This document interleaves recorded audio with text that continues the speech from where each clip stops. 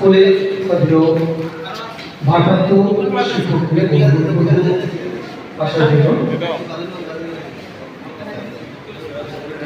গার্জিয়ানরা সবাই বোঝানোর চেষ্টা করে এই নেশা করলে কি হয়, এটা খারাপ বিষয়, সবাই বোঝায়, প্রশাসনিকভাবে চেষ্টা করে।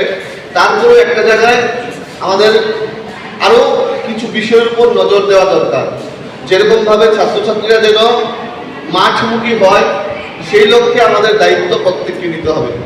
আমি গোটা রাজ্যে একটা স্লোগান দিয়েছিলাম, বিশাল করে একটা স্লোগান দিয়েছিলাম, ছেড়ে দিয়ে নেশার হাত, চলো যাই খেলার মাঠ। প্রত্যেকটা যুবক যুবতীকে খেলার মাঠে নিয়ে যাওয়ার জন্য একটা প্রচেষ্টা করেছিলাম।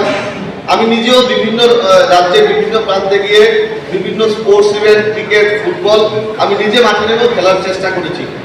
এর ফলে এখন বিশাল করে দেখছি, বিশাল করে বিভিন্ন জায়গায় যখন আমি যাই, এখন ছোট হোক বড় হোক, মাঠে ইনফ্রাস্ট্রাকচার থাকুক না থাকুক, ছেলেমেয়েরা মাঠে আসছে, ক্রিকেট ফুটবল খেলাধুলা করছে, এটা একটা গুড সাইন।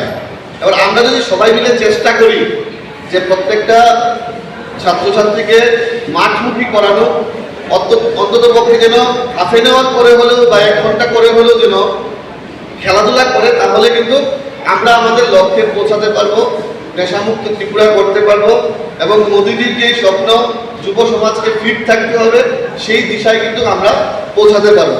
গতকাল তো মোদিজি যে মন কি বাত অনুষ্ঠান করে, এই মন কি বাত অনুষ্ঠানে বলেছেন যে মোটাপা কমানোর জন্য ছেলেমেয়েদেরকে যোগা করতে হবে, মাঠমুখী হতে হবে, তার পাশাপাশি 10% করে তেলের ব্যবহার কম করতে হবে।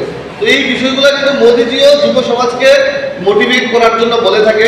এখানে যারা আপনারা শিক্ষক শিক্ষিকা আছেন, আপনারাও স্টুডেন্টদের মোটিভেটর, আপনারা মোটিভেট করবেন যেন পড়াশোনার পাশাপাশি খেলাধুলা করে এবং এত সুন্দর একটা অনুষ্ঠান করে স্পোর্টস ম্যাটেরিয়াল দেওয়া হচ্ছে।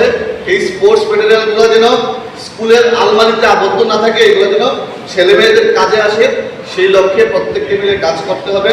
আপনারা খুব সুন্দরভাবে প্রত্যেকটা স্কুল পরিচালনা করছেন, আগামী দিনে সেইভাবে করবেন এবং প্রত্যেকটা ছাত্রছাত্রীর খেয়াল রাখবেন, সেই আশা প্রত্যাশা রেখে আপনাদের সকলের সুস্বাস্থ্য সমৃদ্ধি কামনা করে আমাদের